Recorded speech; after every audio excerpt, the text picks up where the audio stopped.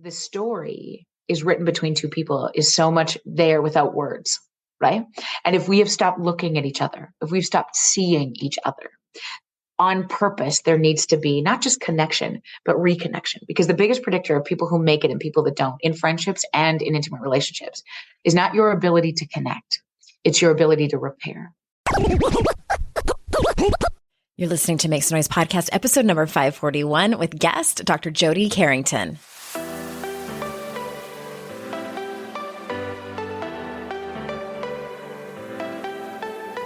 Welcome to Make Some Noise podcast, your guide for strategies, tools, and insight to empower yourself. I'm your host, Andrea Owen, global speaker, entrepreneur, life coach since 2007, and author of 3 books that have been translated into 18 languages and are available in 22 countries.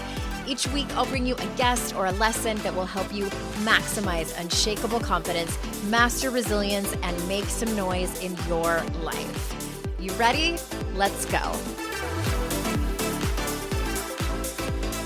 Hello, everyone, and thank you for joining me in another episode.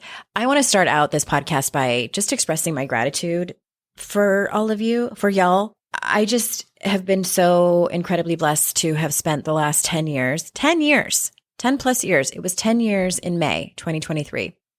I just am just so honored to be able to go on this journey with you, not just bringing you all these guests every week and doing the straight up and down podcast thing, but just having the space to talk about my own stuff and having some of you email me and DM me and tell me about your own personal lives. And thank you for just listening.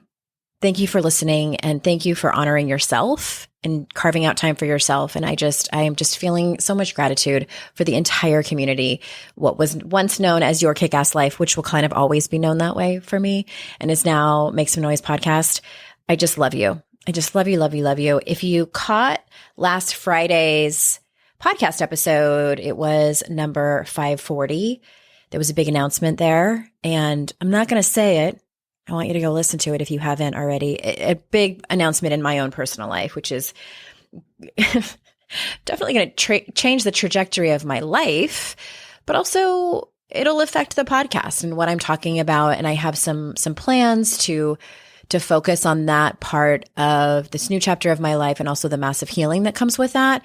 And so stay tuned for that.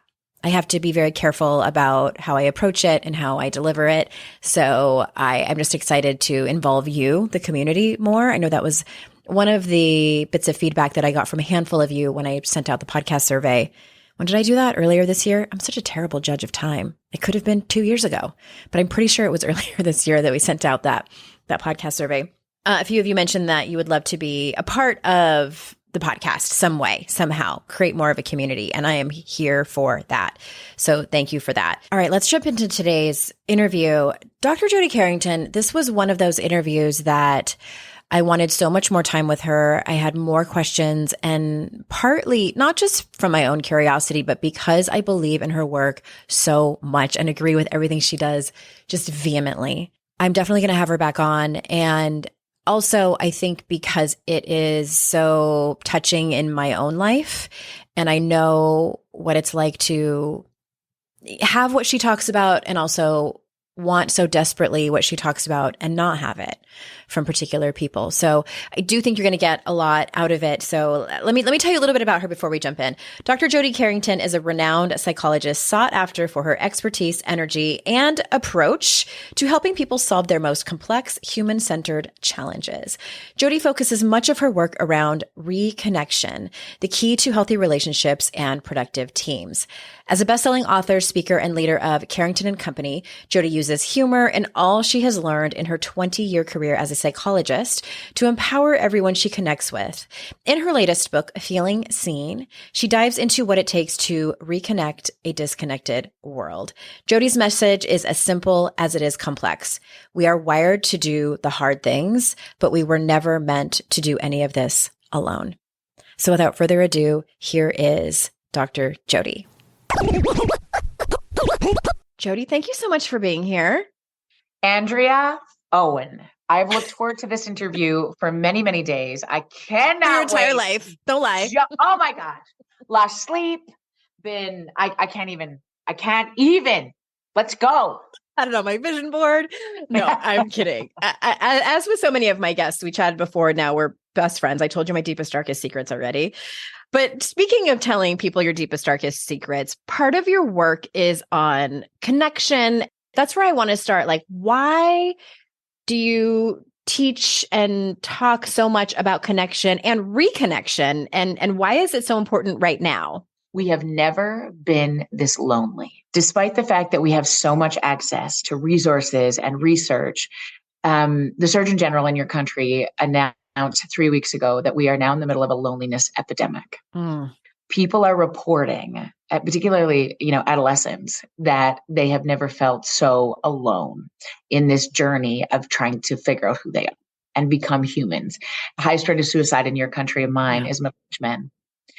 When we don't have anywhere to connect, see, we're wired to do all of this, to go through divorces and survive cancer and bury our own babies, but we were never meant to do any of this alone.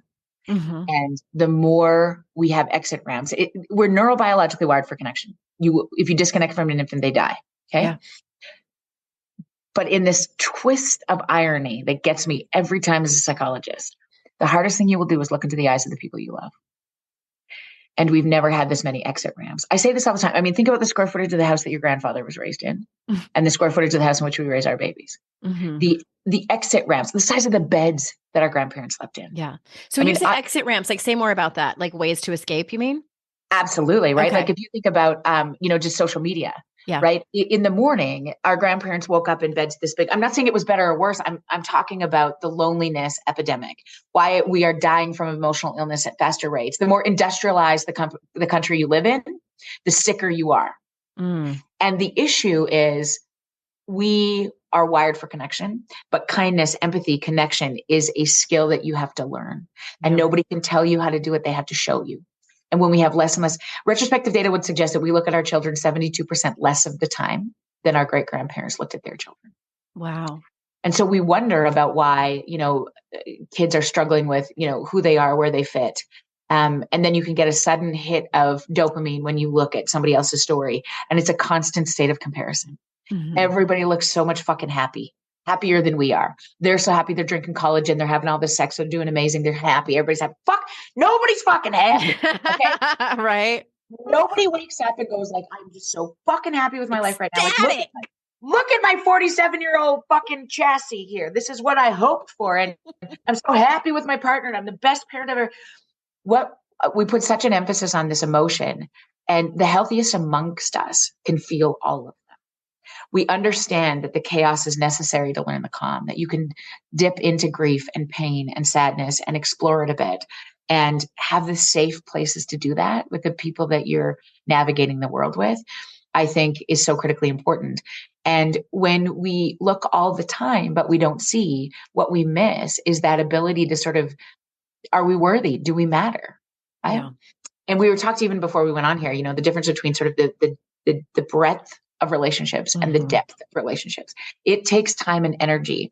Some of my favorite work in couples therapy is to have people, this is it for me. Okay. All I need you to do is get brave enough to look at each other. I know that in my head. That's my goal. So you'll come in, two people will come in and they'll be like, mad, arms are crossed. Somebody made somebody come. Most of the time, one is already irreconcilable. 1 foot out the door. Yeah. We're done. Yeah. And so all I have to say is, sort of tell me a little bit about, tell me why her, tell me why him, and one of them will say, well, like, I don't know, got pregnant at a bush party, had to marry her. I'm like, okay, time. Look at my eyes. So take me back to the very beginning. What was it about this person? And it sometimes takes 20 minutes. It sometimes takes 20 sessions. But when I can get, for example, one person to be able to say something like, I don't know, man, like if I take it back to the beginning, before she was a bitch, she was somebody who I could talk to. And I remember thinking, when I saw them, how beautiful they were, or how I couldn't wait to get that conversation back again. And we would talk for hours. And I felt like, wow, and I would say things to them like this. Okay, so have you ever told her that? Mm-hmm. And he would be like, or she would be like, mm-hmm. And the other person notoriously is always like, mm-mm, mm-mm. Or maybe they didn't say it like that. Yeah. So I would say, could you do this for me right now? Could you turn your chair and take a look at them and just tell them what you told me? And every time this happens, they say, now? Yeah. It's Can I uncomfortable. I've had to do can I that in tell therapy you? before. Well, do Yeah. you understand?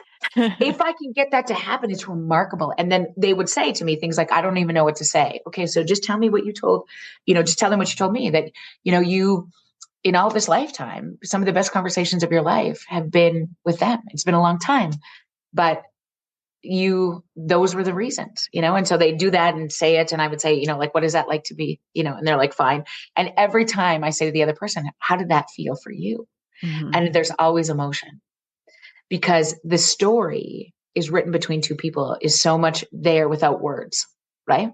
And if we have stopped looking at each other, if we've stopped seeing each other on purpose, there needs to be not just connection, but reconnection. Because the biggest predictor of people who make it and people that don't, in friendships and in intimate relationships, is not your ability to connect. It's your ability to repair that matters the most. So it's not about how much you fight. It's not about how much sex you have. It's not about how much money you make. The biggest, if we had to narrow it down, John Gottman and colleagues have studied marriage, relationship for his whole career. And he said, the biggest predictor, if I were to narrow it down to one, is your ability to repair when shit goes south. Because isn't this the truth? And guess how we learn to repair? Somebody has to show us. If you've never been apologized to, you can't apologize to somebody. So if we've stopped looking at our children, if we've stopped saying these things, look at me, baby boy, mommy is very sorry. Mm-hmm. Okay? That wasn't fair. Mommy was yelling. If nobody's ever done that to a child, they can't. So you look them together, then you marry these people or you date these people and you're like, hey, let's talk about this. I don't know. I'm sorry. But is the single most powerful word that erases an apology. And every time we're never brave enough to stick with the emotion, we always have to preface it with a but, which obliterates an apology. And so it's interesting to me when I think about, this platform of reconnection and feeling seen and what that really looks like. We know in our bones how to make another person feel seen. We often aren't brave enough to do it because of our own stories. Yeah. I need a cigarette after that. I don't say my that God, often we on the need to show. be in the same room. We need to be in the same room. There needs to be wine, cigarettes. Yeah. Well, what I am actually really curious about, if you can briefly tell us, like, how did you get to this work? Like, what was your doctorate in? Like, was this by accident, or did you know, like, from your first year in college, like, I'm going to study connection and reconnection? It's so interesting. So my story in Feeling Seen, the book that I just released, I tell the story of where I think this comes from. My parents had a baby. They got pregnant the first time they ever had sex when they were in their teens. High school sweethearts. Their families were intermingled in this small rural community. They hid the pregnancy, bound her belly, did all the things. My dad found a car, got her to a home for unwed mothers, and they had my sister. She was adopted, and they never spoke about it the day that they drove away. They went on and got married 5 years later and had me and my brother. They got divorced 20 years after that. And my sister found us almost a decade ago now. Oh my gosh. And they never told anybody.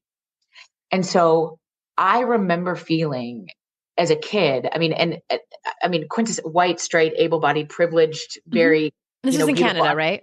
Super childhood. Yeah. Okay. And so I remember always feeling like, wow, like what my ability to make people laugh or to sort of be that brightness in a room just seems so necessary in our family system.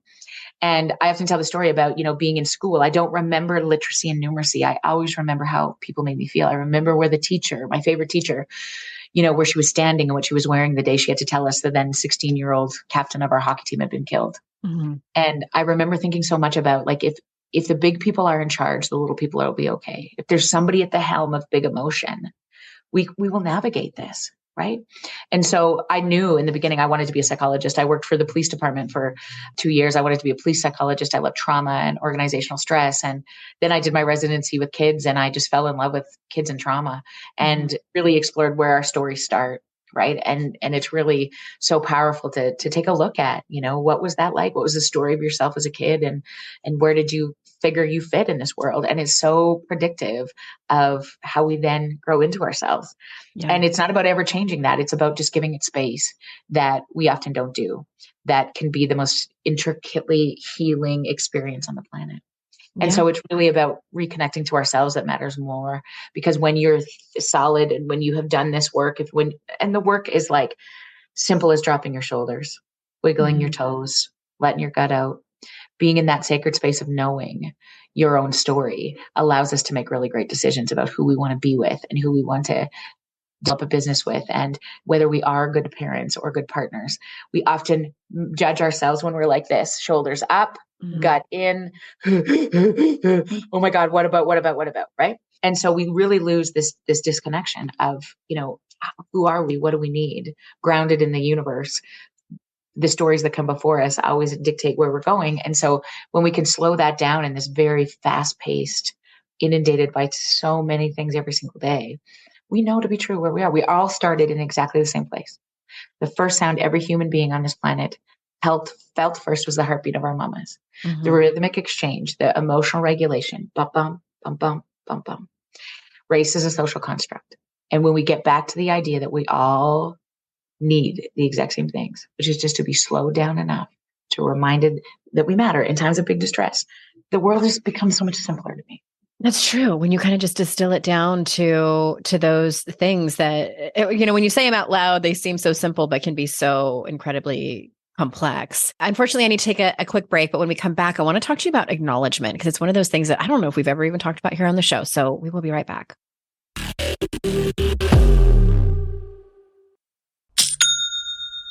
Shopify's already taken the cash register online, helping millions sell billions around the world. But did you know that Shopify can do the same thing at your retail store? Give your point of sale system a serious upgrade with Shopify.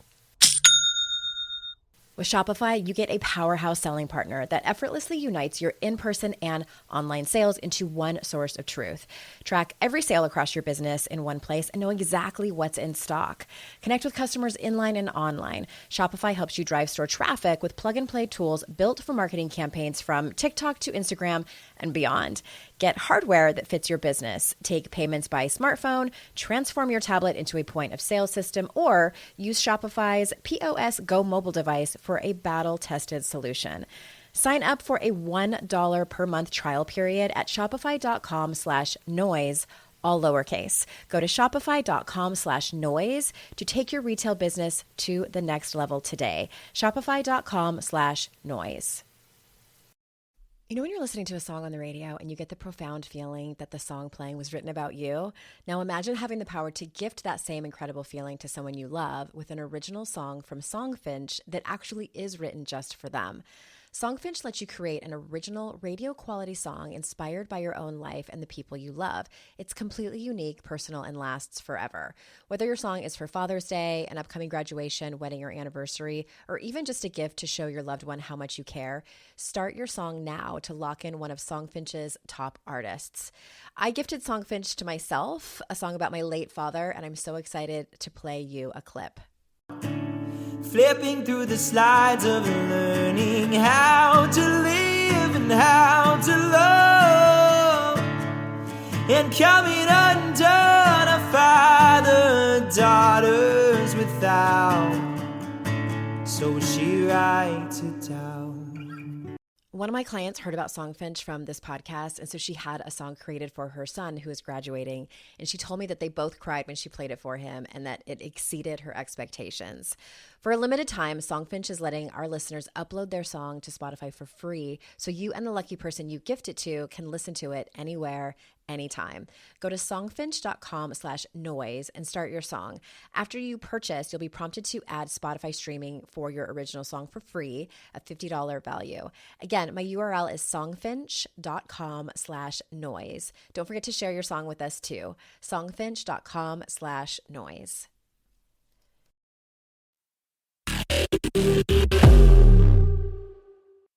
All right. Why is, and I think that I pulled this line exactly from your website or social media or somewhere, acknowledgement the answer to everything you talk about. Like, why is that so? Full stop. Mm-hmm. And so, people often want the answer. And of course, there's no one answer. I can talk. I love to talk. So we could do this for like 57 years about how, why, whatever. But if I were like forced in a corner with a ultimatum, what is the one thing that people need more in this world? I would say they need to be acknowledged. And the pathway there is empathy. because when we step out of judgment, everybody's story will crush your soul. Oh, yeah.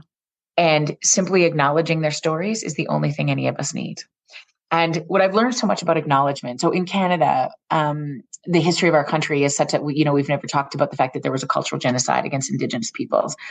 And there's a big, long history about this process. And one of the asks of Indigenous peoples in this country of generally white people is, can you just acknowledge what has happened to us as a race? And for a very long time, white people really assumed that this was about an apology.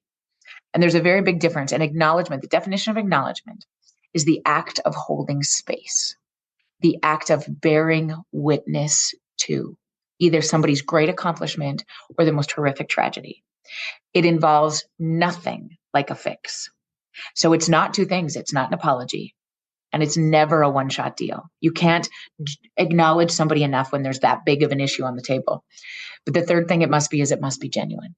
Mm-hmm. And when you are slowed down enough to understand your ability to change, not only change a life, but save it, you understand your ability to acknowledge the homeless guy on the street, the kid who comes through and is like, fuck you, I hate you, mom.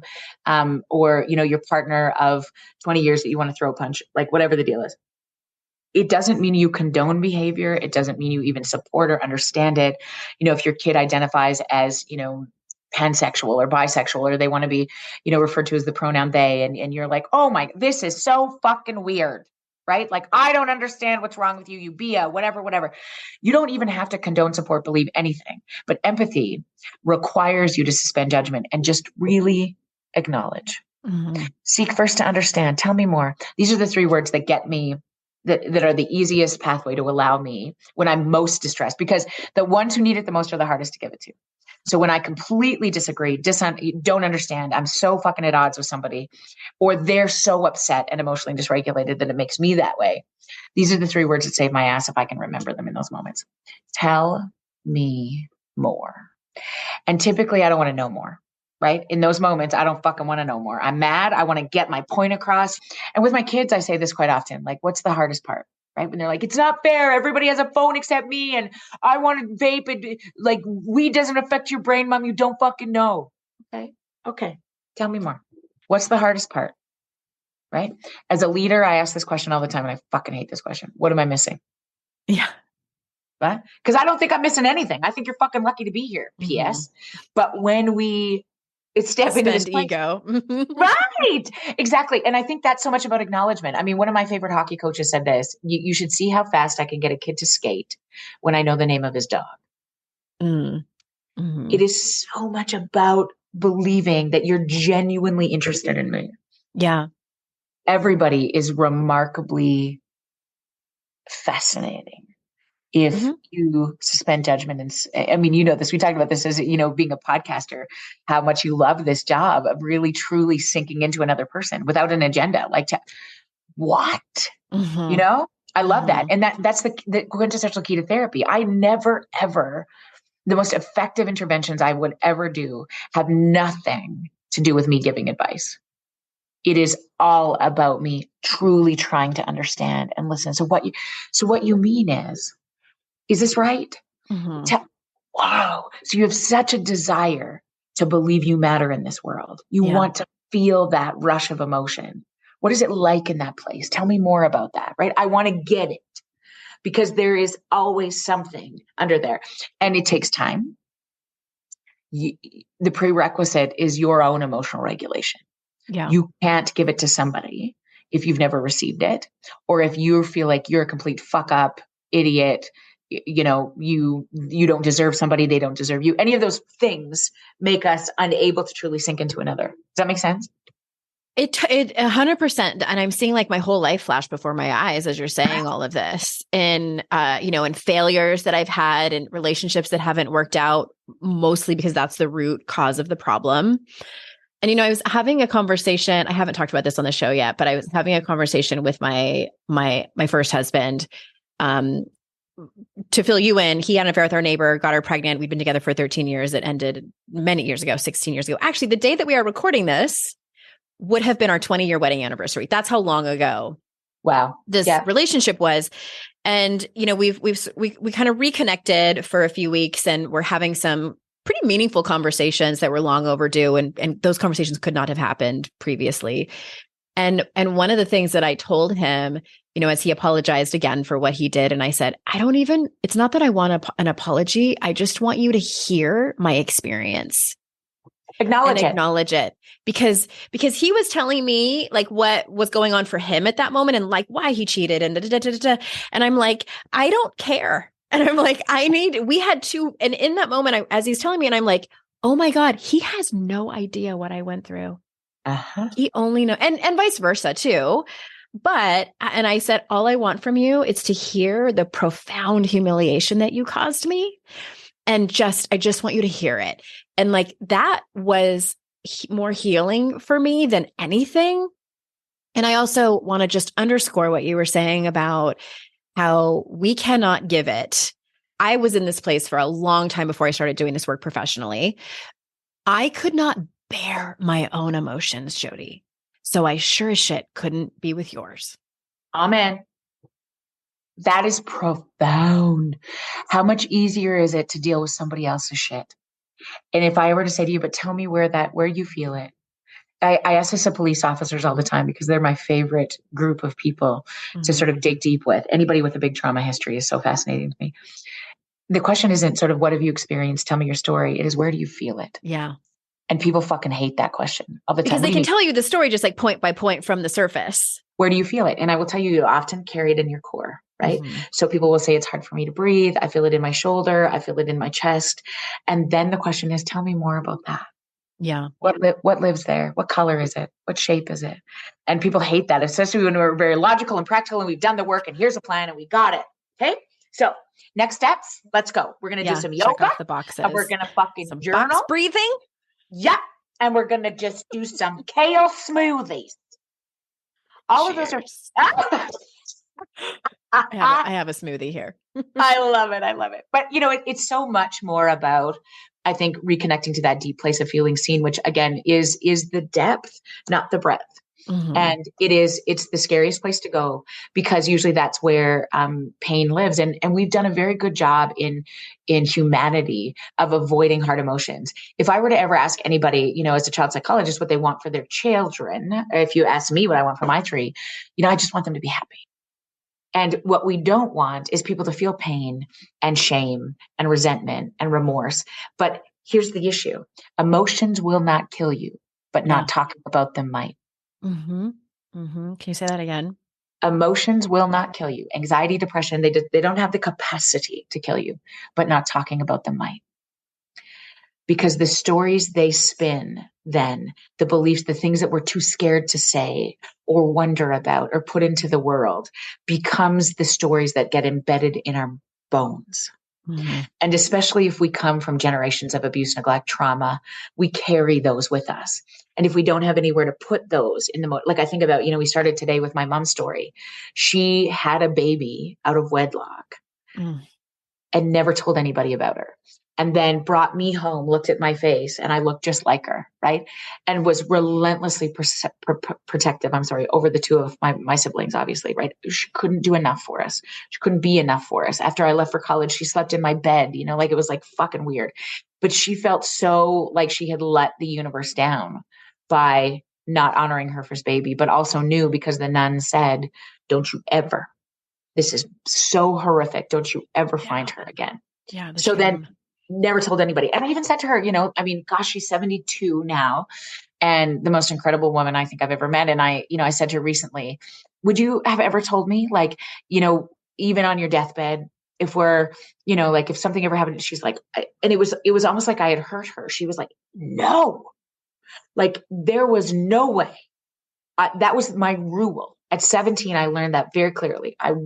Your father and I would not talk about it. I mean, they both got remarried. They both have had partners. None of their partners knew that they had another child until she showed up on our doorstep.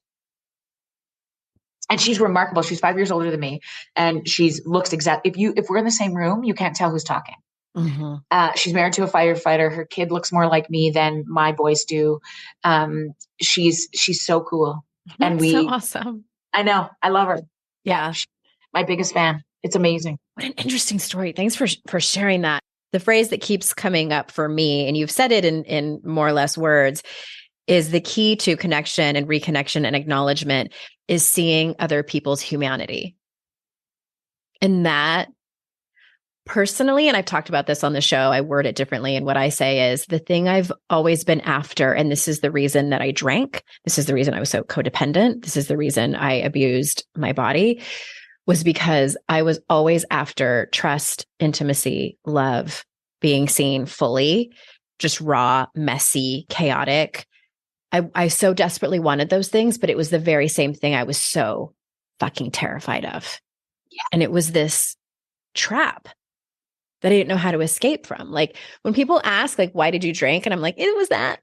I was trying to run away from that pain, that just predicament, if you will.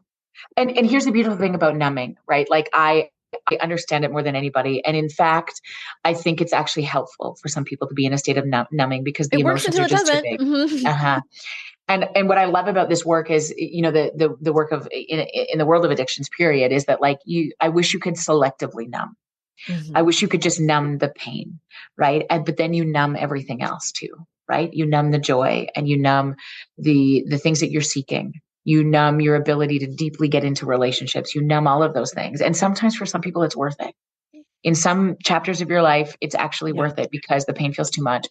But I think sometimes we get overwhelmed within the enormity of how do you get out of that? The enormity of either individually, how do you get out of that because the pain is so great? The enormity of how do we serve this world? How can we ever get out of a loneliness epidemic, or, that we're so deep in racism still that, this pride is something that people like this. What, how can we ever do it? And I will tell you, it is remarkably simple to me. Your only job is to do the next best right kind thing. When you are in a position of acknowledging another human being, I know you're regulated because you can't give anything away if you're self-focused. If you're like, oh my God, I'm too fat. My heart's beating too fast. I'm an idiot. Fuck, I didn't think about this. What do I want? When we're in that internal focus state, we lose our ability to give away the thing we're all here for. Yeah. Which is really to walk each other home. That's a Ram Dass quote. He said, we're all just here walking each other home. And I love it. And when you truly think a little bit about acknowledging other people, in your walk home from work today, if there is a homeless person, one of my favorite people, Jesse Thistle, wrote a book called From the Ashes, and he's an Indigenous man in this country. And he said he was homeless and in jail, and now he's finishing his PhD at York University. And I said to him, what was it? And he said, it was, I'll tell you one moment. He said, I was on the corner in Brampton, Ontario with a cup, hoping somebody would just put money in it. And somebody knelt down and looked me in the eyes and said, hi, my name is Kevin. What's your name? And he said, for the last probably 6 months, nobody had asked me my name. Wow. And when I said my name out loud, I remembered that I came from something. And it was the impetus of my dad gave me that name. I need to do better, and so we always underestimate our ability to actually not only change a life, but save it. You give somebody a compliment into 7-Eleven. If that's all you got today, you do it. If you can't put your own kids or your own partner, that's okay. I mean, let's start slow. But the people we love the most tend to be suspicious when we're kind. That just is remarkable to me. You send your partner a text today, or when I send my husband something, because I'm thinking of him, and I say, I think you're just such a great dad. Every time, I hope he's going to send back like a heart emoji or shit, but he sends back things like this. What did you buy? Oh. Because the people we love the most are suspicious when we're kind. We think we're so connected because we live in the same house, or we, own the same company, or do whatever, right? Gosh, it is. I mean, they say this historically, right? Relationships take work. And it's never been more true in this season of so many exit ramps, so many other opportunities to feel seen elsewhere. Yeah. That to be able to deepen it, dig deep and be vulnerable with our friendships, is, man, it's a tough game these days. It sure is. Yeah. Well, okay. So, all right, we're going to need to do a part 2. Your book is called, let's talk about your book, because it's called Feeling Seen. And can you tell us how we ended up feeling so unseen and lost, really, in a world that seems more connected than ever? Like, we may have talked about this already, but like, in terms of your book, is there anything else you want to add when you think about that question? Yeah. The first half of the book is why we're so fucked up, because you can't address what you don't acknowledge. And I think we want everything to be fine. Post-pandemic, we're saying this all the time. We're good. It's good. It's over. Yeah. We're good. You're good. Everybody's good. Because you want people to be good. You don't want your partner to be hurting. And when they're hurting, you want to fix it. And we lose this ability to acknowledge. And so I really lay out, things like we've lost an emotional language. Racism is a major contributor. When we think about workplace burnout, when we, after the last 3 years in our nations, stopped looking at each other for the physical safety of our communities, put masks on, it truly expedited this loneliness experience. And I think our ability to regulate each other will never be automated. You will never automate relationship. If you work from home, you need people. You need to get back into the office. You need to, re-engage with the people. And when we've lost our skill in that way and we're chippy and exhausted, we're just assholes with each other. So then we stop spending time to eat, so we're in this cycle, I think. And the answer again comes back to this idea. You just do the next best right kind of thing. Do not underestimate your power to change the day of the people you love the most by just looking at them, by giving them a compliment. And even if they don't receive it, because it's not always predictable on how it's going to be received. The intention. That doesn't mean stop doing it just because it's just not always going to be received. Okay. No, but why you do it matters. The why behind it is what matters. Yeah. Talk to us about if someone's listening to this and they're really resonating and they're like, well, shit, I've lost my way and I want to reconnect with the people that I love the most. I'm assuming that's who you recommend starting with, not maybe starting from scratch and a whole new friendship list. But how do we find our way back to each other? So I think, the roadmap home is always through just understanding this idea of acknowledgement, but you matter more than anybody. And we often think about, okay, how am I going to salvage this relationship, or what's going on with this person? Why can't they be more, whatever? Our only focus, if I were to sort of, and in consultation with organizations, I say this all the time, here's the 3 priorities: you, the people you work with, your teams, and then the people you serve. Okay. So your clients, your whatever, right? In that order. Because truly, if you're not okay, if you're not regulated, your ability to give it away to even the people you love the most will be compromised. And so I think the self-care bullshit space has been really difficult to wrap our heads around, because you can journal and fucking breathe all you want, but unless you're reconnected to yourself. So here's the 3 things I would suggest. You reconnect to your people, your breath, and your why. On my best days, I am very clear on where I'm going. And if I stay the course, I do those 3 things beautifully. Some days I just drink wine, but on the good days, I'm reconnecting to my people. And your people are defined as a very small subset of people who have broke behind those walls, who know you to the core, who are your biggest fans and will kick you in the ass. Okay. And I have 5. My husband comes on and off the list, so sometimes there's 4. But these are people. Here's the criteria for your people. Okay. They make you belly laugh. They know your middle name. If a bra or makeup is required, they're not your fucking people. If you've ever said in the last little bit, oh my God, they didn't invite me to go golfing, or they didn't invite me to fuck them, they're not your people. These are the ones who show up no matter what. And I will tell you, one of my people, I write about her all the time. Her name is Ria. We met in our first year of college, and we couldn't be more different. We had completely different career paths, but I have never, ever laughed so hard with anybody in my life. Every time I seen her, even when we lived across the country, she felt like coming home to me. And she was my biggest fan. And she would say to me often, stop swearing so much. Jesus, Jody, you can't look at this message. We need to get, think about it. She would show up in church basements and, schlep books all over the place for me. And I gave the toast to the bride at her wedding. We rocked each other's babies to sleep. And I gave the eulogy at her funeral 4 years ago when she lost her battle to cancer. And when she died, when she was dying, I kept thinking, how am I going to do this without my people? And especially her. And I was reading Mitch Albom's Tuesdays with Maury at the time. And in it, Maury taught Mitch that death ends a life, not a relationship. And that some of the people that propel us to be our best selves are actually not even on this planet. And if they die your best friend, they will always be your best friend. If they die your mentor or your mom or somebody you want to make proud, you can take them with you all the time.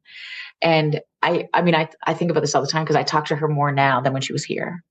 And I think about that a lot, right? When I'm on a stage or when I'm away from my kids, if I wonder if I'm fucking up my, my babies, I think about that all the time. How can you be a woman who is, a CEO of your own company and doing amazing things in this first generation where women are not supposed to do these things? Yeah. We come with a lot of burden, right? And I think about her all the time. And I think about, what would she say to me? What would she want if she could be here and show her babies how to live their dreams? What would she be doing right now? And I'm like, I fucking got it for the both of us. You watch me. Yeah. And so reconnecting to your people I think is a critical thing that has to happen every day. The second thing is reconnecting to your breath. And, we did this a little bit, but any of your listeners right now, whatever you're doing, you just drop your shoulders. I promise you your shoulders will be up. So you drop them, relax your jaw, wiggle your toes, and let your gut out. And that's a relaxed body. And we spend very little time here, especially if you have, responsibilities or children, or you're worried about somebody or something, which we all are. We spend a lot of time like this. And so one of the things that I talk a lot about these days is put a sticky note or a note in your phone that just says, drop your shoulders on your bathroom mirror, in your car, on your computer.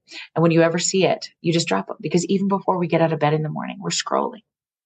And we're like, oh, fuck, I need to drink more collagen. Or like, oh my God, we need family pictures. Or like, Jesus Christ, that report, And so before we even get out of bed, it's like this. Right? Yeah. So the body keeps the score. Bessel van der Kolk wrote a book about this, and it's my trauma Bible. The body keeps the score. And so when we really get reconnected to this place, it's a little bit about, when I ask that question, where do you feel it? You never lose your ability to be amazing, but we often lose access to it. There's a difference. Huge. Yeah. Okay. We are going to take one more break, and then when we get back, I want to talk to you about emotional language. Be right back. I'd like to introduce you to the Minimalist Moms podcast. It's hard enough being a mom, and the last thing you need is stress from too much stuff and an overcrowded schedule. For too long, I lived with the mindset that bigger was better, and the more I added to my life, instead of feeling better, I felt overwhelmed. It was time for a radical new mindset. Less is more. I'm not into extremes. I didn't throw everything away. My brand of minimalism is more about adding than subtracting. Get rid of the excess to make room for what you love. In other words, it's about living life with purpose. I hope you'll listen in, and my guest and myself can inspire you to think more and do with less. The Minimalist Moms podcast, available wherever you listen to podcasts.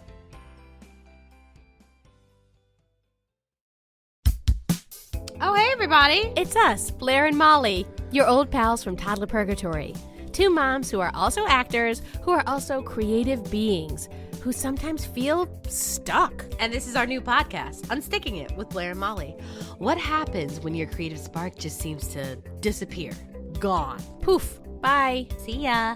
What happens when life gets in the way of your creativity instead of nourishing it?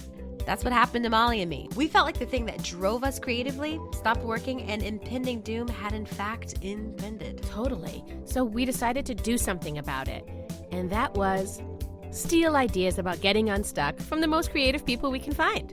We talk to guests about how to break through the mucky, gluey, sticky wall that can get between you and your creativity. We hear about their journeys, their successes, their challenges, and even their bougie coffee shop orders. And we're not just talking Bob Ross type paint on paper artists here, though we talk to them too. We're talking to actors, creative directors, dancers, and people who are working hard to be their best creative selves in a world that can sometimes feel real uncreative. We all have something to teach each other, so let's steal their ideas together. Join us, won't you, as we deep dive into how to unstick ourselves from the life gunk that can get in the way of our creative freedom. Pandemics, school calendars, world events, lack of sleep. Oh, get out of their life gunk. And let's get back to your best creative self. Subscribe to Unsticking It with Blair and Molly. You're not going to want to miss an episode. Unsticking It with Blair and Molly, because sometimes life sucks. Unsticking it.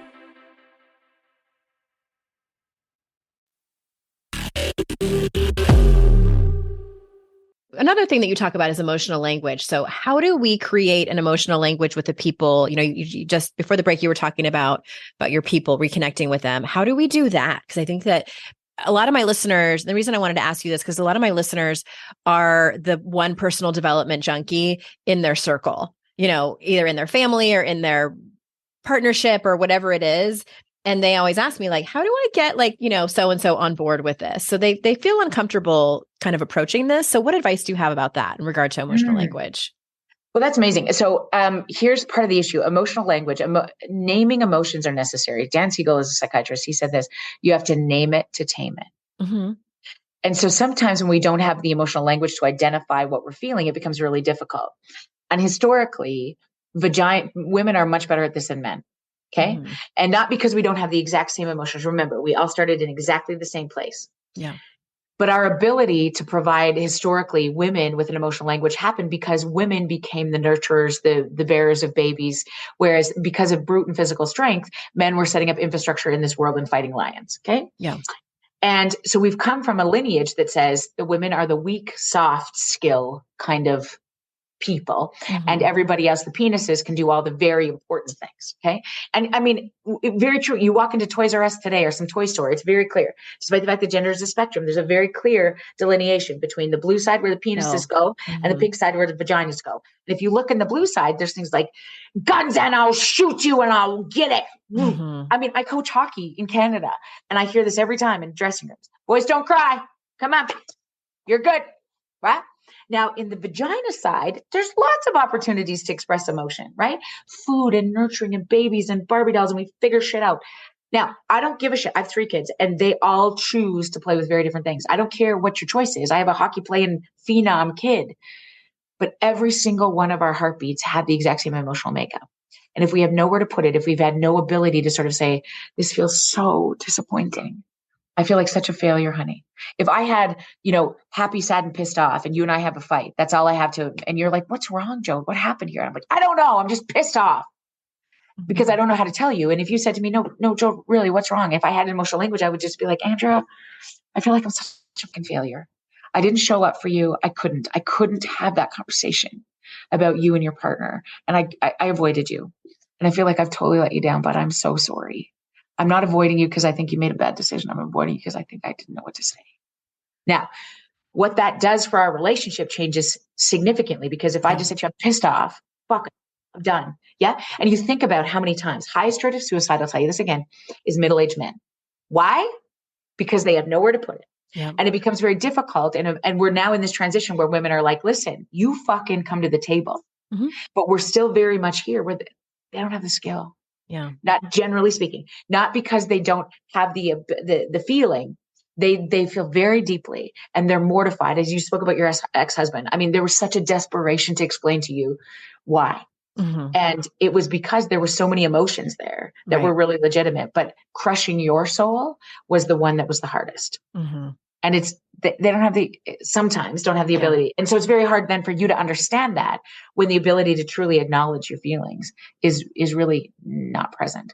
And so I think that an emotional language also requires us to be in face-to-face connection with each other, turning our cameras on, having in-person meetings, sitting down and chatting. At the end of the day, we rarely do this because we're so inundated with emotion and information and we're exhausted. So we give the kids the iPad. We both get on Netflix show. I mean, my personal husband and I in the end of the day, after I've single-handedly saved children in central Alberta and wrote another book and toured around the world, the last thing I fucking want to do is look at my husband. I want to learn how to launder money in the Ozarks. I want to look at Jason Bateman. Yes. But at the expense of then I'm making assumptions about how he's feeling or what he's doing. And of course he's lonely.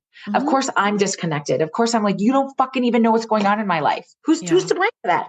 Because I'm too tired to tell you about it. He's like, well, I asked you. I'm like, you asked like this. How is it? Like you asked like that. And I'm like, fuck you. I don't want to talk to you. Do you understand? So we get into this place where it's very difficult. The exit ramps, as we talked about at the beginning of the show, they're very accessible. And the hardest thing we will do is look into the eyes of the people we love. Yeah. And so it has to be done on purpose these days. Yeah. And I want to just kind of underscore that sort of like anecdote example that you gave, because I think so many people can relate to that. It's that jockeying for who's got it harder in the relationship.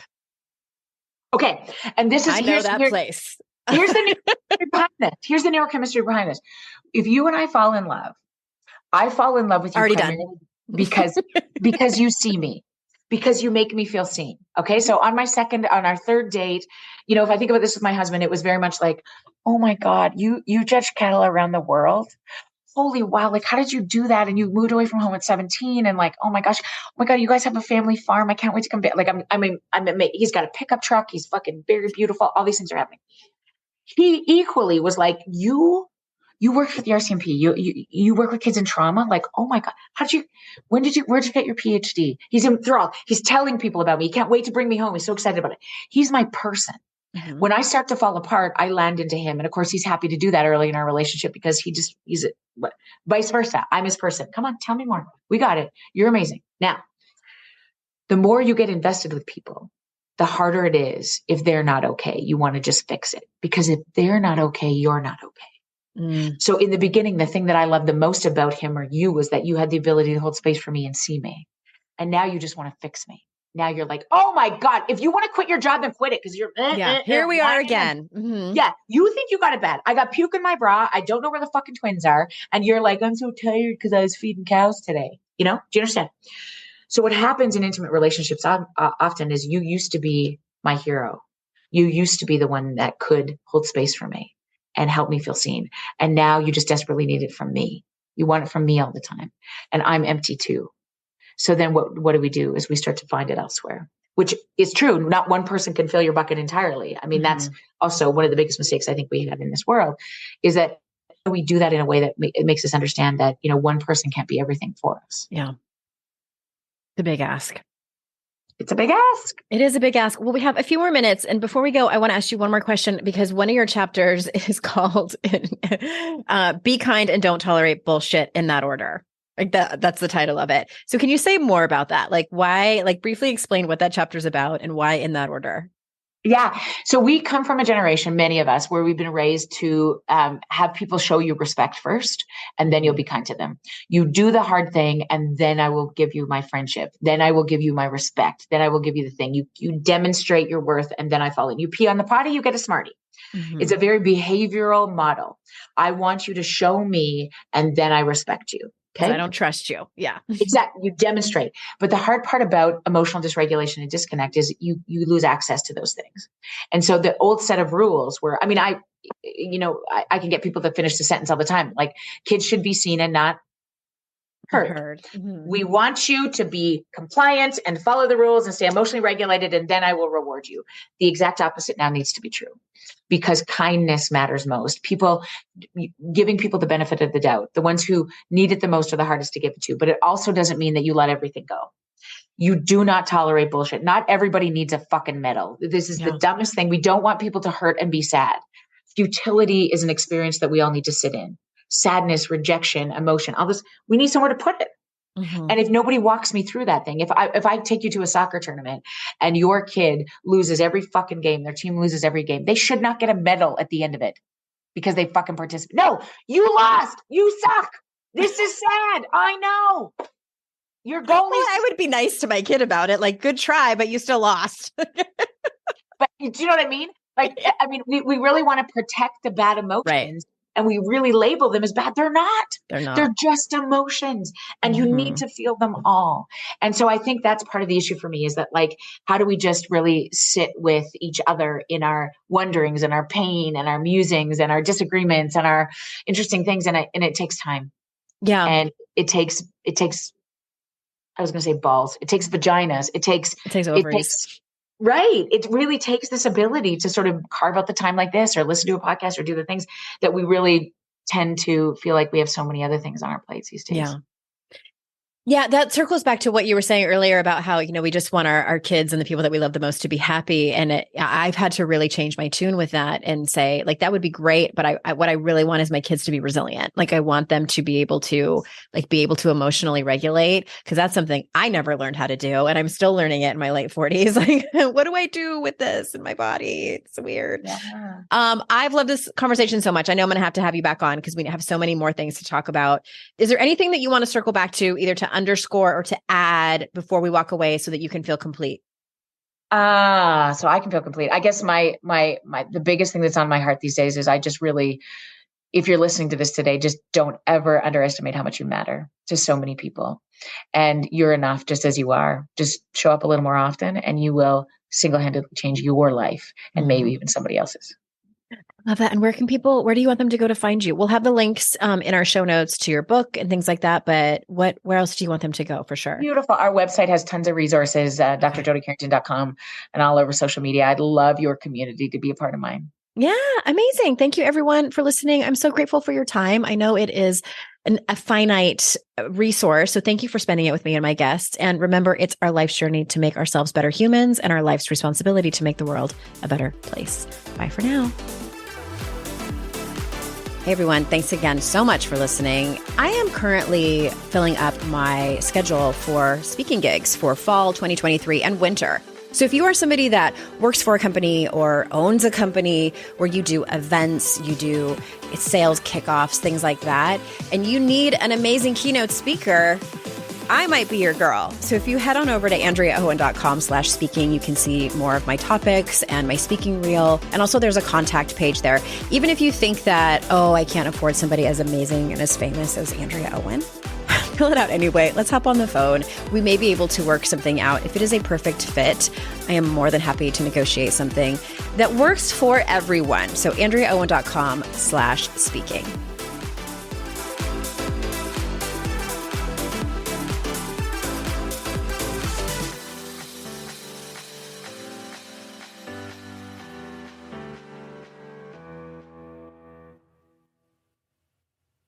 No one told us the truth about parenthood.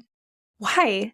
This is the podcast everyone needed before they had kids, because now that those little ones are here, there is a lot to unpack.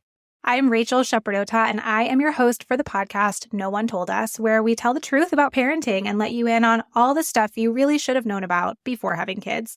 I am the founder of Hey Sleepy Baby, but this podcast is so much more than sleep. We'll be diving into all the topics that you really care about and need to know while you do your best job raising those adorable, tiny humans. Our goal is to just make you feel less alone and less overwhelmed. There are so many things that no one tells us before becoming a parent, and I think that we should really pull back the curtain on becoming a first-time or second-time mom or dad to share the good, the bad, and the ugly. We'll have a little education, a little fun, and a whole lot of heart that goes into each and every episode. So join me and our amazing guests each week to hear us talk about what no one told us.